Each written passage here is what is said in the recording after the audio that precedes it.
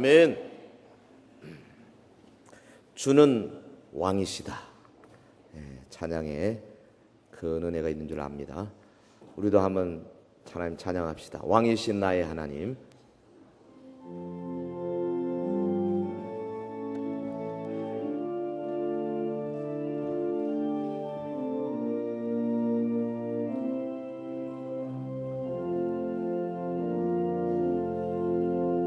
왕이신 나의 하나님, 내가 주를 높이고 영원히 주의 이름을 송축하리다.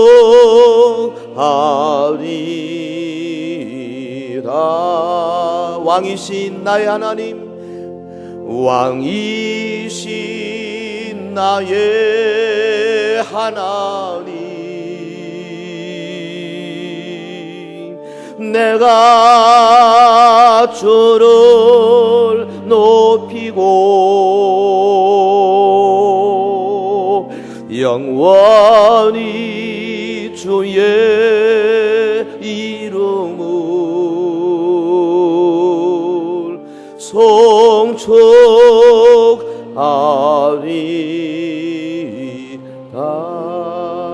왕이신 나의 하나님, 왕이신 나의 하나님, 내가 주를 높이고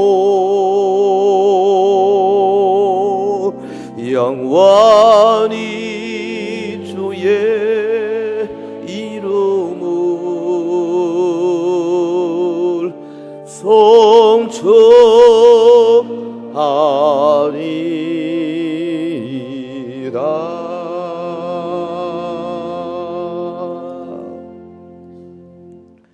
종말의 7대 신앙, 이 마지막 시대에 우리 성도들이 가져야 할 신앙, 우리 주님이 마태복음 24장에 이 중요한 가르침 가운데 분명하게 보여주신 7가지 신앙의 모습을 생각하겠습니다. 좀 양이 많아서 오늘 하고 다음 주 마지막 부분 두 분으로 나누어서 생각하는 말씀이 되겠습니다. 지금 이 마지막 시대인 것이 너무나 분명하죠. 종말의 정황이 한 개, 두 개 나타나는 것이 아닙니다. 무엇보다도 땅끝까지 복음이 증거됐죠. 여러분, 지금으로부터 몇십 년 전만 해도 아직 증거되지 않은 나라들이 많이 있었습니다만 이제는 세계 곳곳에 하나님의 복음을 들고 선교사들이 가서 말씀을 전함으로 주님이 지금 당장 오셔도 말씀대로 아직까지 오지 말아야 하는데 왜 오시느냐고 우리가 막을 수가 없을 정도가 됐습니다. 여러분, 성경에 종말에 대한 많은 예언들이 있지만은 그 중에 대표적인 것 중 하나가 무화과나무 비유지요. 무화과나무 가지가 연하해지고 푸르푸르 싹이 나고, 그래서 이 무화과나무로 비유되는 이스라엘이 1948년 5월 14일 독립함으로 말미암아 2000년 동안 온 세계에 유리하며 방황하던 민족이 기적적으로 인류 역사에 전무후무하게 나라를 되찾고 그 장소에 예언대로 이제 하나님의 종말의 추가 이제 담겨지기 시작했던 것 아니겠습니까? 이스라엘이 강한 나라가 됐습니다. 그 안에 핵무기가 적어도 150여 개 있어요. 아랍의 2억이 넘는 많은 인구들이 불과 600만, 700만 밖에 안 되는 이스라엘 앞에서 지금도 꼼짝을 못하고 있습니다. 하나님께서 그 나라에 무슨 구약의 이스라엘을 회복시키는 그런 차원이 아니라 징조로서 우리에게 보여준다. 저는 그렇게 생각을 합니다. 여러분, 성경에 마지막 시대에 큰 배도의 역사가 있을 것이다 그랬는데요. 오늘 이 시대 불과 지금 한 20, 30년 전부터 시작된 이 종교 다원주의, 혼합주의, 거의 전 세계 50% 이상의 교회가 여기 물들고 있습니다. 불과 한국의 몇몇 교단, 미국의 몇몇 소수 교단, 저 남미의 몇몇 교단들 빼고는 거의 모든 세계의 교회들이 혼합주의, 종교다원주의, 요한계시록 17장, 18장에 나오는 음녀의 세력에 지금 물들어가고 있고, 우리가 아는 대로 세계의 그 위대한 교사들, 말씀을 잘 가르치던 분들, 영국의 존 스토어트 같은 사람들까지도 지금도 IVF에 그냥 대부같이 된 분이지만은 조건 멸절설 같은 이상한 것을 가르쳐서 지금 많은 성도들을 미혹하고 있는 시대가 바로 이 시대입니다. 여러분, 다니엘서 2장에 나오는 이 금신상의 예언 가운데 마지막 철과 흙이 섞이는 나라, 곧 로마의 후예인 나라가 최근에 불과 우리 시대에 이루어져서 내년 2009년에는 이 유럽 연합이 대통령을 뽑게 될 것입니다. 이 대통령이 정치적인 대통령으로서 전 세계의 가장 강력한 경제 블록, 정치 블록으로 지금 이미 등장하고 있습니다. 우리 한국도 EU와 유럽 통합과 FTA를 지금 맺으려고 지금 거래 중에 있지 않습니까? 놀라운 사건입니다. 어떻게 100년 전쟁, 30년 전쟁, 철천지 원수였던 저 프랑스와 독일이 하나가 될 수 있느냐 이 말이죠. 사람의 생각으로는 불가능한 일들이 지금 이루어지고 있습니다. 여러분, 적그리스도 그가 나타나서 이마에나 혹은 오른손에 666 짐승의 표를 칠할 것이라 그랬는데 과거에 그것이 뭔지 잘 몰랐습니다. 그러나 오늘은 기술적으로 혹은 체계적으로 모든 것을 100% 완수할 수 있을 다 준비가 되어 있습니다. 종말입니다. 마지막 때입니다. 라오디가 교회의 마지막 시대입니다. 오늘날 교회 강단에 가장 필요한 메시지는 종말에 관한 메시지라고 저는 감히 단언할 수 있습니다. 우리 성경이 보여주고 있는 이 종말의 증거들을 우리가 알아야 되고, 그리고 성경이 경고하고 있는 종말의 이 대대적인 배도, 하나님의 주류 교회들이 하나하나 무너져가는 이 배도의 현상, 그리고 흑암의 세력들의 준동을 대비해야 합니다. 종말론적으로 볼 때 오늘 본문을 잡은 이 마태복음 24장은 아마 복음서 중에서 가장 중요한 장으로 칠 수 있을 것입니다. 많은 신학자들이 마태복음 24장을 작은 계시록 혹은 소계시록이라고 이름 지어 있습니다. 요한계시록을 압축해서 기록해 보일 정도로 마지막 시대에 일어날 일들을 일목요연하게 보여주고 있어요. 오늘 말씀의 제목으로 잡은 이 종말의 7가지 신앙, 7대 신앙, 이것은 마태복음 24장 중반부에서 나온 것입니다. 여기 24장과 25장, 세상 끝에 일어날 일에 관한 제자들의 질문에 대하여 예수께서 친히 대답하신 말씀이죠. 24장 3절에 뭐라 그랬습니까? 예수께서 감람산 위에 앉으셨을 때 제자들이 종용이 와서 가로되 우리에게 이르소서 어느 때 이런 일이 있겠사오며 또 주의 임하심과 세상 끝에는 무슨 징조가 있겠습니까? 세상 끝에 무슨 징조가 있겠습니까? 좀 가르쳐 주십시오.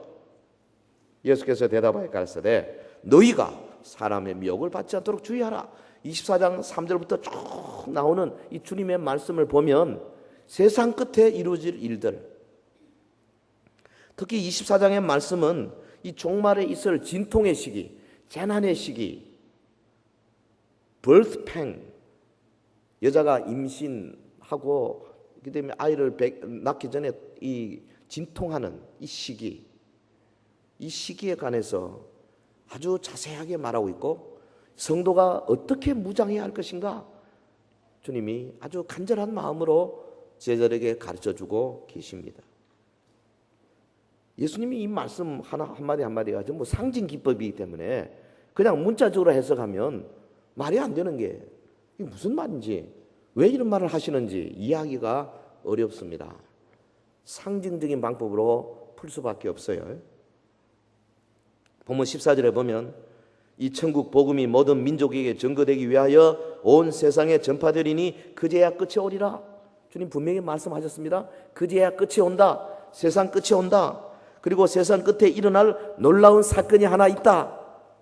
전반적으로 지진이 많고 난리와 난리 소문이 있고 전쟁이 일어나고 적그리스도들이 나타나고 전반적인 사건이 많이 있겠지만은, 그러나 너희들이 눈으로 보고 확실하게 알 수 있는 구체적인 사건이 하나 있다.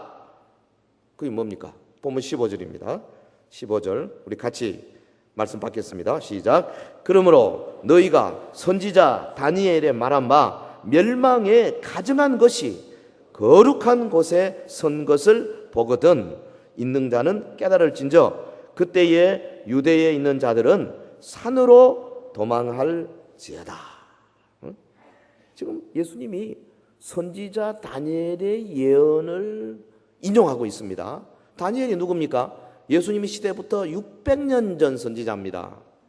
당시에 예수님도 선지서, 다니엘 선지자가 쓴 선지서를 갖고 있었죠.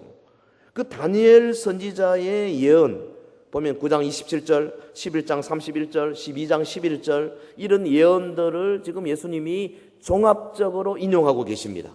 선지자 다니엘의 말한 바 멸망에 가증한 것이 거룩한 곳에 선 것을 볼 것이다. 이것이 마지막 시대 구체적인 증거가 될 것이다. 대환란의 확실한 증거가 될 것이다. 기가 막히죠. 이거 알아야 되죠. 이거 몰라가 되겠어요? 멸망에 가증한 것이 뭐냐 그럼? 종합적으로 말하면 적그리스도죠. 엔티크라이스트. 이것은 정말로 연구하는 모든 학자들이 아무 이의 없이 누구나 다 인정하기 때문에 이론이 없습니다. 다른 이론이 없어요. 적그리스도예요. 멸망에 가증한 것이 거룩한 곳에 선다. 요한계시록 13장에 나오는 바다에서 올라오는 짐승이죠. 용의 힘을 받아가 마귀의 힘을 받아가지고 엄청난 사건을 일으킬 수 있는, 하늘에서 불을 떨어뜨리고 입에서 불을 뿜고 전 세계를 뒤집어 놓는 강력한 권세, 죽은 자를 막 살리고 우리 눈앞에서 그런 이적을 행할 사람이다 이 말이죠. 멸망에 가증한 것, 가는 곳곳마다 멸망시키는 자입니다. 황폐케 하는 자입니다. 가증한 자입니다. 하나님 앞에서 그야말로 가정스러운 일을 하는 자입니다. 멸망에 가증한 것. 그 적그리스도가 거룩한 곳에 설 것이다. 거룩한 곳이 뭡니까? 어디입니까? 대한민국의 과천에 있는 장막입니까? 이만희가 말하는 것처럼? 부산에 있는 문선명이가 말하는 그 어떤 곳입니까? 뉴저지에 있는 무엇입니까? 아닙니다. 예수님이 지금 말씀하고 있는 거예요. 거룩한 곳 예루살렘 성전입니다. 지금은 아직 성전이 지어지지 않았지만 오마르 사원이 자리하고 있지만 언젠가는 성전이 지어질 거예요. 성전 지어질 준비가 다 갖춰져 있습니다. 돈도 있고 레위인들도 다 준비해 놨다 그래요. 찾아서 다 만들어 놨어요. 제사법도 다 복원해 놔놓고 오직 정치적으로 아랍 사람들과 딜하는 것만 남았습니다. 아마 팔레스타인을 독립시키고 성전을 짓는 것을 타협하지 않을까. 지금 현재의 이스라엘 정부가 강력합니다. 우리가 날마다 신문을 유심히 봐야 됩니다. 예수님은 이 멸망에 가증한 것이 거룩한 곳에 서는 것을 결정적인 종말의 징조로 제시했습니다. 이것이 참으로 감사한 일이죠. 우리한테는. 이 본문은 초림을 말하는 동시에 재림을 말한다. 이거 여러분 잊으시면 안 됩니다. 성경의 많은 사건들이 초림과 재림을 겹쳐서 보고 있어요.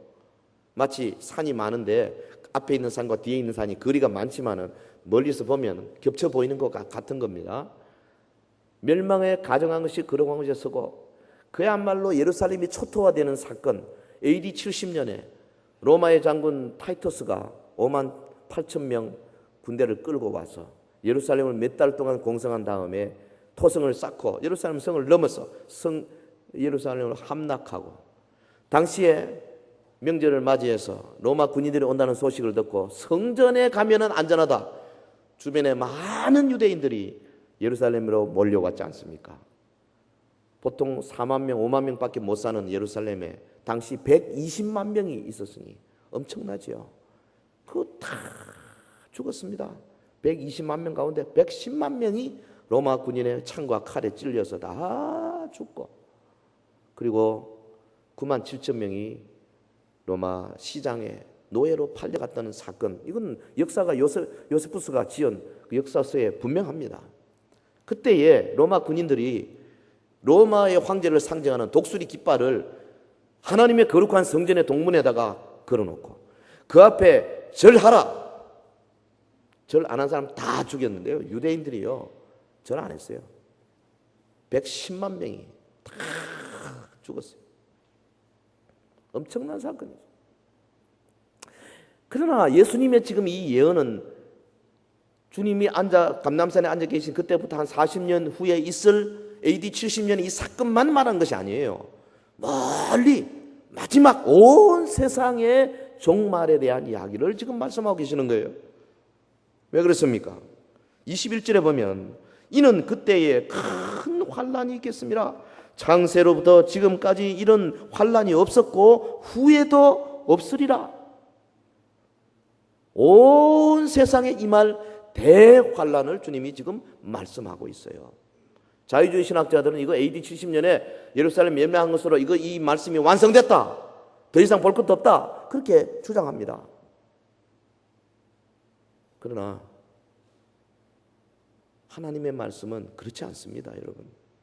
대환란, 요한계시록을 우리가 읽으면서 느끼는 것은, 요한계시록은 이미 AD 70년 이후에 기록된 거예요. 그 오는 환란의 그 무서운 적그리스도의 세력을 대항해서 성도들이 어떤 믿음을 가져야 할 것이냐, 마지막 종말에 어떤 신앙으로 이 환란을 이길 수 있을 것이냐, 주님이 안타까운 심정으로 제자들에게 말씀하시고 이것을 마태를 통해서 기록하게 하시고 이 기록된 마태복음을 통해서 오고는 세대의 수많은 성도들로 하여금 깨닫도록 하신 것이죠. 그러므로 종말을 사는 성도가 주의 오심을 어떤 신앙으로 준비해야 할 것이냐, 종말의 성도가 가져야 할 신앙의 자세가 어떤 것인가, 마지막 대환란을 이기는 믿음은 어떤 믿음인가, 우리가 한 7가지로 생각하는데 오늘 3가지만 생각하겠습니다. 첫째로 본문 16절부터 보이는 말씀, 16절 우리 같이 한번 읽겠습니다. 16절 시작. 그때에 유대에 있는 자들은 산으로 도망할지어다. 제가 간단하게 축약하는 것보다 있는 그대로 하는 게 좋겠다 싶어서 첫째, 산으로 도망하는 신앙, 이렇게 잡았습니다. 같이 해봅시다. 시작. 산으로 도망하는 신앙. 환란의 때에 어떤 신앙을 가져야 이기느냐? 산으로 도망해야 된다. 산으로 도망하는 신앙이다. 산으로 도망. 지금 적그리스도가 언제 나타날 것이냐면은 다니엘서 9장에 나오는 이 대환란, 7년 대환란에 처음 3년 반이 지난 다음에 자기의 마각을 드러낼 것이다, 그렇게 봅니다. 계시록을 연구해 보면. 그래서 3년 반 중반에 주의 참 두 증인들이 다 순교하고 난 다음에 그가 이스라엘을 점령을 하고 거룩한 곳에 서서 내가 하나님이다 할 때가 온다 이거죠. 그때에 유대에 있는 자들은 산으로 도망하라. 산으로 도망하라.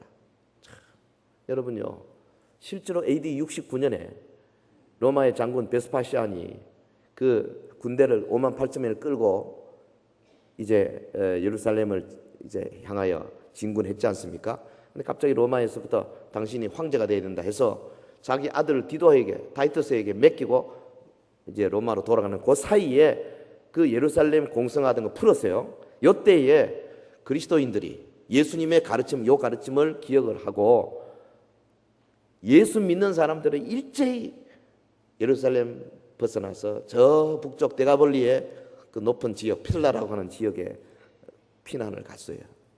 그래서 AD 70년 그 무서운 환란에서 저들이 살아났어요.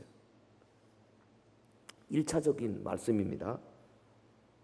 그런데 산으로 도망하라. 종말에 산이 어디입니까? 오늘 우리 대구에 사는 우리는 어디로 팔공산으로 가야 됩니까? 앞산으로 가야 되겠어요. 어느 산입니까 도대체? 산으로 도망할지어다. 이게 무슨 말이냐? 여러분 방글라데시 같은 데는 산도 없어요.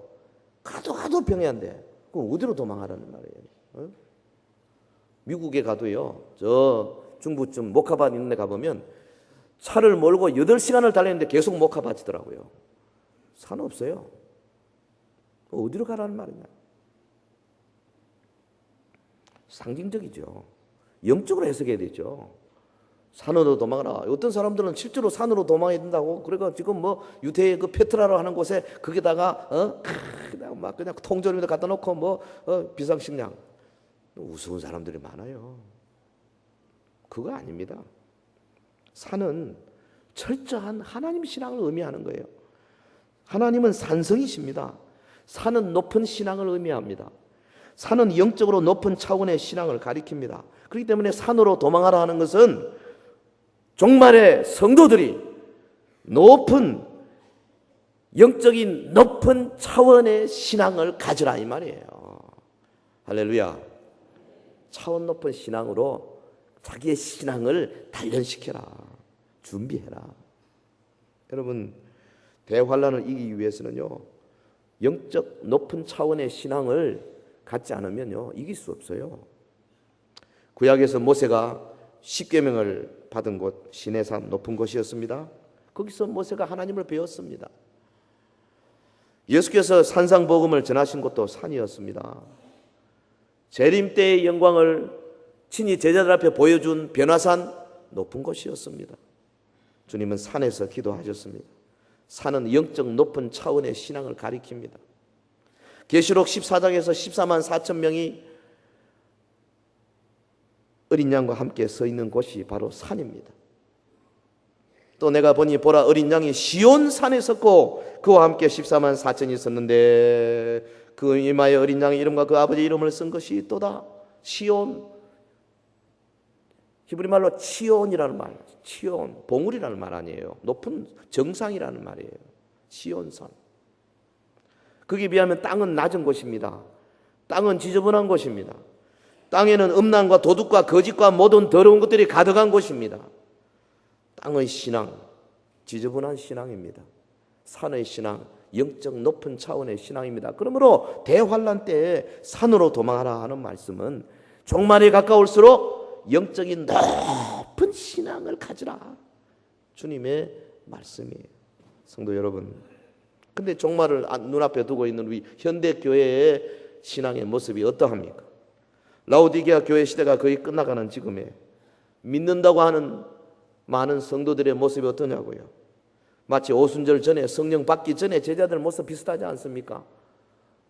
예수님은 지금 십자가를 지시려고 하고 정말 그 마음속에 단단한 각오와 결심을 가지고 예루살렘으로 올라가는데 뒤따른 제자들은 끊임없이 누가 크냐? 주님의 나라가 임하면 누가 영의정되고 누가 좌의정되고 우의정되냐? 이런 거 따졌습니다. 그런데 그들이 오순절 성령 충만하고 나서 크게 변화했습니다. 산으로 도망가는 신앙을 가지게 됐습니다. 그들을 통해서 위대한 교회가 세워졌고 마침내 온 세계에 복음이 증거되게 된 것입니다. 할렐루야. 주님은 우리의 육신적 삶에 대해서 책임을 져 주십니다. 뭘 먹을까 뭐 입을까 염려하지 말라 그러셨습니다. 우리는 육신적인 삶을 위해서 애쓸 것이 아니고 독수리 날개치며 산으로 올라가는 비상하는 그런 영적인 높은 수준의 신앙을 반드시 가져야 합니다. 엄청난 환란이 몰려오기 전에 주님 재림하시기 전에 여러분 지나간 우리 일제 36년 동안 수많은 고통 가운데 교회가 굳건히 섰지만 마지막 부분에서 신사참배 앞에 19은 다 무너졌잖아요. 높은 수준의 신앙을 준비하지 못했다가 세상적인 삶에 빠져 있다가 그렇게 되어버리고 말았다 이 말이죠. 영적인 산의 신앙이 되어야 합니다. 시온산 위에서 사탄의 모든 공격을 이겨내는 우리 서연의 성도들이 되기를 주의 이름으로 축원합니다. 축원합니다. 산으로 도망가는 신앙. 두 번째는 본문 17절에 있습니다. 17절 우리 같이 한번 봤습니다.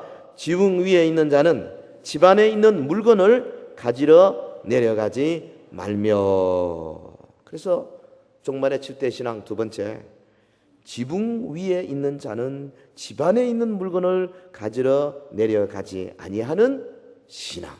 좀 길지만 제목을 이렇게 딱 잡아봤어요. 같이 해봅시다. 시작. 지붕 위에 있는 자는 집 안에 있는 물건을 가지러 내려가지 않는 신앙. 산으로 도망가는 신앙, 영적인 차원 높은 신앙 가져야 되겠다. 두 번째, 이 지붕 위에 있는 자가 물건 가지러 집 안으로 내려가지 말라 이 말이죠. 지금 대환란이 닥쳐오는데 유대인들의 가옥은요 대부분 지붕이 평평합니다. 옥상이 3층은 조그마한 다락이고, 그래 이게 지붕 위나 3층 다락에서 주로 말씀 묵상하고 기도하고 그랬어요. 2층은 뭐 침실이고, 그리고 맨 밑에 층 1층은 주로 뭐 화장실 또 식사하고 그 삶의 공간입니다.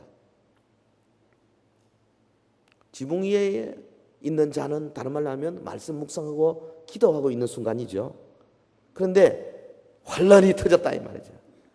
내려가지 말라. 내려가지 마라. 보통 난간이 두 개가 있어요. 옥상에서 바깥으로 나가는 난간이 있고 집 안으로 내려가는 난간이 있는데, 이 유대인들은요 난리가 많았어요.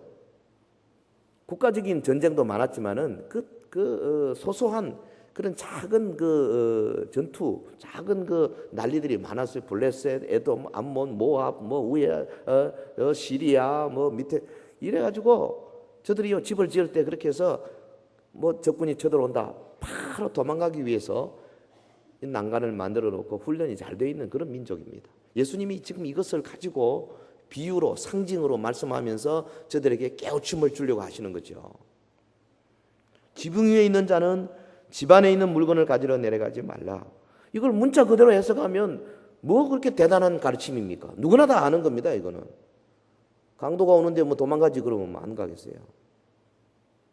이거 상징적인 거예요. 이 말씀의 영적 의미가 뭡니까? 집 안은 생활 도구가 있고 중요한 재산이 있는 곳입니다. 하지만 적군이 쳐들어오면 그것들을 버려두고 당장 도망해야 생명을 구하죠. 마찬가지로 주님의 재림이 임박한 시대에 사는 종말의 성도는 먹고 마시는 이런 세상의 살이에 매여 있어서는 안 된다 이 말이에요. 하나님의 말씀을 묵상하고 기도하는 경건의 삶에 힘쓰는 성도가 집안에 내려가서 그 집안 살림에 매이면 안 된다 이 말이에요. 주스카 바클레이가 이 본문을 어떻게 해석했냐면, 이것은 그리스도냐 세상이냐 선택을 요구하는 본문이다. 아주 영적으로 해석을 했어요. 예수님께서요 롯의 철을 생각하라. 누가복음 17장 32절에 말씀하죠. 창세기에 보면 롯의 아내는 뒤로 돌아본 거로 소돔 기둥이 되었다. 천사가 와서 말이죠 이적을 베풀고, 그리고 새벽에 천사가 두 딸과 남편의 손을 잡아 끌고 막 나갔는데 롯의 아내, 여자가 문제죠. 롯의 아내 뒤따라가면서 천근만근 발이 무겁습니다. 내가 그동안에 얼마나 힘들어 모아놓은 폐물들도 뒤에 있고 장롱도 있고 밍크코트, 그때는 밍크코트 없었는지 모르겠지만 하여튼 그런 것도 있고 막 있는데, 아이고 저거 아까워서 어떡하나. 근데 갑자기 위에서 무슨 소리가 막 납니다. 하늘에서 불이 떨어지는 소리가 나는데 돌아보지 마라 돌아보지 마라 분명히 말했는데요 아주 간질간질해도 견딜 수가 없어. 남편하고 두 딸은 그냥 천사의 손에 빼고 막 가는데 돌아봤습니다. 순간 소금 기둥이 되고 말았어요. 돌아보지 마세요. 할렐루야 찬양인데 따라합시다. 돌아보지 말자. 뒤돌아보지 말자. 뒤돌아서지 않겠네. No turning back, no turning back. 돌아서면 안 돼요. 뒤돌아서면 안 돼요. 여러분, 종말의 성도가 어떤 신앙으로 무장해야 되겠습니까? 세상에 대한 미련을 버리고 경건에 힘쓰는 신앙생활. 여러분, 경건생활, 말씀 묵상, 기도 생활 이거 집안에 내려가면서 이거 팽개치지 마세요. 세상 일을 구질구질한 잠일에 너무 매이지 마세요. 오히려 우리는 주님의 재림이 가까울수록, 그렇다고 세상 일 하지 말라는 거 아닙니다. 성경에 보면 회사에서 맡은 일, 사업, 직장 충실히 성실히 해야 된다고 분명히 가르치고 있습니다. 정직하게 성실하게 해야 되죠. 그러나 말세를 사는 성도는 언제든지 세상보다도 더 귀한 것을 선택할 수 있는 철저한 믿음을 갖고 있어야 된다 이 말이에요. 누가복음 9장 62절에 예수께서 이르시되 손에 쟁기를 잡고 뒤를 돌아보는 자는 내게 합당치 아니하다. 손에 쟁기를 잡았으면 뒤돌아보면 안 된다 이 말이에요. 예수 믿는 순간부터요, 우리 성도들은 두 가지 명령에 직면하게 되어 있습니다. 하나는 이 세상의 삶에 더 정직하고 더 충실하라고 하는 명령이고요, 또 하나는 충실했던 이 세상의 삶을 그리스도와 관련하여 선택할 때는 그것까지도 버릴 수 있는 철저한 신앙을 가져라. 산으로 도망하라, 장소를 말하는 것이죠. 거기에 비해서 지붕 위에 있는 자는 집 안에 있는 물건을 가지러 내려가지 말라, 대피의 긴급성에 관한 말씀입니다. 둘 다 영적 높은 신앙을 가지라는 명령이고 대환란 때 그 신앙을 잃지 말라는 명령입니다. 여러분, 먹고 사는 집안일에 너무 매이지 맙시다. 그것 때문에 경건생활 못하는 일 있으면 안 돼. 롯의 아내를 기억해서 주님이 말씀하신 대로 저 천성을 향해서 막 달려가야 되지 뒤돌아보면 안 돼. 여러분, 마라톤 하는 선수가 뒤돌아보고 중간에 뭐 커피 뽑아 먹고 이러니까 황영조가 어떻게 금메달을 따겠어요? 얼마나 다른 사람들이 열심히 달리는데. 어제 여러분 100m 하는 거 못 봤어요? 아이고, 바람같이 날아가. 100m를 9초 68인가 뭐 어마어마한 스피드, 시속 30 몇 킬로를 달리는 겁니다. 이야, 대단한 겁니다. 근데 그분들이 그 0.01초를 줄이기 위해서 얼마나 4년 동안에 노력하고 열심히 0.01초 줄이기 위해서 한갓 세상의 금메달을 향해서도 그리 하는데, 우리가 천국을 향해 달려가는데 걸핏하면 뒤돌아보고 걸핏하면 내려가고 걸핏하면 익스큐즈하고 되겠어요? 롯의 아내를 기억해서 뒤돌아보면 안 돼요. 노아의 때 사람들이 먹고 자고 시집가고 장가가고 하다가 홍수에 다 썰려서 멸망했다 그랬습니다. 먹고 자고 시집가고 장가가는 게 나쁜 것이 아닙니다. 당연한 것입니다. 그러나 무슨 말입니까? 거기에 빠지지 말라 이 말이에요. 거기에 아주 그냥 자기 삶을 다 내놓지 말라 이거예요. 언제나 경성하여 깨어서 경건에 지장되지 않도록, 하나님의 말씀에 지장되지 않도록, 하나님의 군사의 삶에 지장되지 않도록 자신을 철저히 지키라. 세상 일에 매이지 않고 경건에 힘쓰는 수준 높은 신앙인들이 되기를 예수 이름으로 축원합니다. 자, 또 하나 비유 주님 말씀하셨습니다. 18절 말씀, 밭에 있는 자는 겉옷을 가지러 뒤로 돌이키지 말지어다 그랬어요. 이것을 세 번째, 밭에 있는 자는 겉옷을 가지러 뒤로 돌이키지 아니하는 신앙. 해봅시다. 시작. 밭에 있는 자는 겉옷을 가지러 뒤로 돌이키지 않는 신앙. 예수님, 밭에 있는 자는 돌이키지 말라 그렇게 말씀하셨어요. 대환란 7대 신앙 중에 세 번째입니다. 유대인들의 경작지는 보통 성 밖에 조금 떨어져 있었어요. 저들이 그 농사일을 하기 위해서 겉옷을 집에다 벗어두고 가벼운 옷 차림으로 나가서 일을 했습니다. 왜? 겉옷은 유대인들에게 있어서 당시에 재산 제1호 목록이라 그러네요. 우리처럼 뭐 이렇게 옷을 탁탁 재단해서 만드는 것이 아니잖아요. 이 겉옷 여행할 때는 이게 바로 침구예요. 침구. 대단히 중요한 겁니다.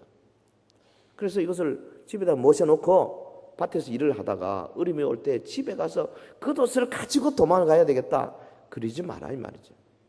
겉옷 가지러 뒤로 돌이키지 말라. 옷을 가지러 가는 일이 필수적이고 중요한 일이지만은 그보다 더 급한 일이 있다. 여기 예수님의 말씀의 포인트가 어디에 있습니까? 신앙의 우선순위, 믿음의 우선순위를 결정해 주고 계십니다. 이 세상의 그 어떤 것들보다 목숨이 더 중요하다. 영적이죠. 상징으로 해석해야 됩니다. 본문의 밭은 교회입니다. 밭에서 일하는 자 누굽니까? 밭에 있는 자가 누굽니까? 교회. 마지막 시대 교회에서 일하는 일꾼들이에요. 교회의 일꾼들입니다. 지붕 위에 있는 자, 경건 생활에 힘쓰는 자라면은 밭에 있는 자, 교회의 일꾼들, 사역자들이에요. 교회의 충성스러운 일꾼들. 여러분, 내가 감사하게도 그 무리에 속해 있다면 마지막 시대에 아무리 귀한 것이 있다 할지라도 그거 가지러 가서는 안 된다. 그것 때문에 믿음을 팔지 말라. 그 그도 때문에 예배 신앙을 빼앗기지 말라. 그것으로 인해 오는 시험을 소홀히 하지 말라. 너 그도 때문에 전도하는 일에 방해받아서는 안 되겠고, 그 그도 때문에 하나님 만나는 일 방해받아서는 안 되겠다. 그 말이죠. 여러분에게 그도시 뭡니까? 칼빈은 이 부분을 해석할 때에 지상 천국 연락에 푹 빠져서 살지 말라. 그렇게 칼빈은 영적으로 해석했어요. 그렇습니다. 몇백 년 전 세상에도 좋은 일이 많았지만은 오늘 21세기 이 시대에 정말 좋은 일이 얼마나 많아요. 중요한 것들이 얼마나 많습니까? 비싼 것들이 얼마나 많습니까? 얼마든지 빠질 수 있죠. 그런데 본문은 우리에게 경고합니다. 이런 세상에 빠지지 말아라. 이런 세상을 소유하려고 하지 말아라. 왜 그렇습니까? 성도를 위해서 더 좋은 것을 예비해 두셨기 때문에 그렇습니다. 그것까지로 뒤로 돌이키지 말라. 아무리 세상 것들이 좋고 중요하고 비싸고 귀하다 할지라도 예수 그리스도 우리의 주님, 그리고 주님과 함께 영원히 사는 천국, 이거보다 더 중요한 것이 없지요. 그래서 겉옷을 버리라. 네가 가장 중요하게 여기는 게 뭐냐? 내 학식이냐? 너 명예냐? 너 세상의 권력이냐? 너 이루은 재산이냐? 네 겉옷이 뭐냐? 종말의 때는 그거 버려야 된다. 그거 자랑하지 말라. 지금 가장 급한 것은 겉옷이 아니고 도망하여 생명을 보존하는 것이다. 주님의 말씀입니다. 여러분, 겉옷을 가지러 뒤로 돌이키지 마십시오. 세상 것을 중시하는 이 가치관을 바꾸십시오. 세상의 명예나 권력이나 세상의 사업에 매이지 말고 사치하지 마십시오. 비싼 옷이나 귀금속을 사랑하지 마십시오. 오직 천국만을 소망하십시오. 밭에 있는 자는 겉옷을 가지러 뒤로 돌이키지 말지어다. 아직 대환란이 당장 오늘 내일 닥치는 것은 아니라 할지라도 이 시대에 지금 우리가 준비 안 하고 언제 되겠어요? 미리 준비하지 않고는 그때가 되면 절대로 이길 수가 없습니다. 사랑하는 성도 여러분, 종말의 7대 신앙 중에 3가지 생각했습니다. 다음 시간 4가지 추가로, 다음 게 더 어렵습니다. 주님이 지금 상징적으로 표현하는 말씀 하나하나, 이거 마지막 시대 오늘 우리에게 꼭 필요한 신앙의 자세예요. 깨어나야 합니다. 내 힘만으로는 예수 신앙을 지킬 수가 없어요. 사람의 힘과 능력은 정말 아무것도 아닙니다. 두 주먹 불 건지고 내가 이렇게 하리라, 내 평생 주님을 사랑하리라, 그거요 별거 아닙니다. 별거 아니에요. 눈물 뿌리고 각오하고 결심하고 결단하고 혈세까지 쓰고 해도요, 뭐 마음에 안 드는 거 하나 있으면 그냥 내팽개쳐버리고 교회도 떠나버리고 직분도 다 던져버리고, 그런 사람, 저나 여러분이나 다 그런 수준밖에 안 되잖아요, 솔직히. 그런데요, 주님이 주신 이 종말의 말씀, 이것을 성령으로 내 마음에 품으면, 이 종말의 말씀, 이것을 성령으로 내 마음에 품으면 이 말씀이 능력이 되고 힘이 돼가지고 나로 하여금 끝까지 기도하게 만듭니다. 나로 하여금 천국을 소망하게 만듭니다. 나로 하여금 십자가의 복음 진리를 끝까지 간직하게 만듭니다. 나로 하여금 내 생에 남은 것을 주를 위해서 한번 헌신해 볼 수 있도록 강하게 결단하도록 만들어준다 이 말이죠. 할렐루야. 어떤 의미에서 지금은 십자가 복음만 가지고 주께서 우리를 위해서 피 흘리시다는 말만 가지고는 감동이 부족한 시대입니다. 주님이 나를 사랑하신다 그 말만 가지고는 감동이 부족해요. 지금은 주님이 오신다, 오시는 징조가 이러하다, 그리고 오늘 말씀은 이것을 말하고 있다, 종말에 대한 사실들을 말하고 강조하고 그 말씀을 내가 믿음으로 받아들일 때에 그 말씀이 능력이 되어가지고 내 속에서, 내 영혼 속에서 정말 다시 한번 결단하고 일어서고 감동하고 감사하고 감격하는 그런 결단의 순간들을 가질 수 있도록 만들어주시는 거예요. 그래서 주님은 요한계시록을 맨 마지막에 붙여놓지 않는가 싶어요. 지금은 시대적으로 종말의 징조가 만개해 있습니다. 주의 재림이 임박한 때입니다. 재림이 임박한 때입니다. 주님이 우리에게 약속하신 신천 시즌은 이 땅과는 비교조차 할 수 없는 것입니다. 거기는 눈물이 없고 거기는 슬픔도, 거기는 죽음도 없습니다. 거기는 천군 천사와 24장로들과 수를 헤아릴 수 없는 수많은 사람들이 손에 종려가지를 들고 여호와 하나님을 찬양하는 기쁨과 즐거움의 노래만 있을 것입니다. 그러므로 우리는 이 마지막 시대에 산으로 도망하는 신앙 가져야 해요. 영적인 수준 높은 신앙 만들어내야 합니다. 그냥 기도받고 병이나 낫고 기도하고 돈이나 벌고 기도하고 아이들 학교나 그 수준에서 그대로 머뭇거리다가 안 된다 이 말이죠. 수준 높은 신앙, 산의 신앙, 놀라운 신앙, 순교적인 신앙을 가져야 됩니다. 그리고 지붕 위에 있는 자는 집 안으로 내려가면 안 됩니다. 여러분 경건에 힘쓰고 기도에 힘쓰고 그래서 시시한 세상살이에 매여가지고 우리의 경건 생활을 약화시키면 안 돼요. 그리고 밭에서 있는 자는 그것까지로 뒤로 돌이키면 안 돼요.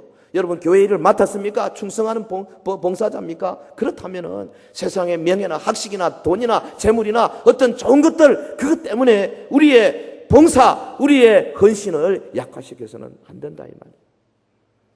준비해야 합니다. 물질에 대한 집착이 얼마나 위험한 것인지 롯의 철을 보고 우리가 깨달아야 합니다. 세상 것에 눈이 팔려서 더 좋은 천국의 면류관을 잃어버렸어야 그 말이 되겠어요? 마태복음 24장을 통해 주시는 주님의 예언의 말씀을 들으시기를 바랍니다. 이 종말의 메시지는 자꾸 하면은 막 짜증을 내고 사람들이 싫어해요. 이상해. 이게 악한 영의 세력들이 종말 메시지를 싫어하는 분위기를 계속. 그래서 2000년 교회 역사에 이 요한계시록을 조금 강의하고 뭐 종말에 대해 이야기하면 이단인가. 어마어마한 하나님의 말씀이 여기 매 25절마다 한 번씩 종말에 대해서 나와 있는데도 불구하고 오늘 한국교회 여러분 강단에 인터넷 한번 훑어보십시오. 종말에 대해서 설교가 도대체 제가 보기엔 한 1000편 설교하면 그중에 하나 나올 듯 말똥해요. 거의 볼 수가 없어요. 이게 오늘 현실입니다.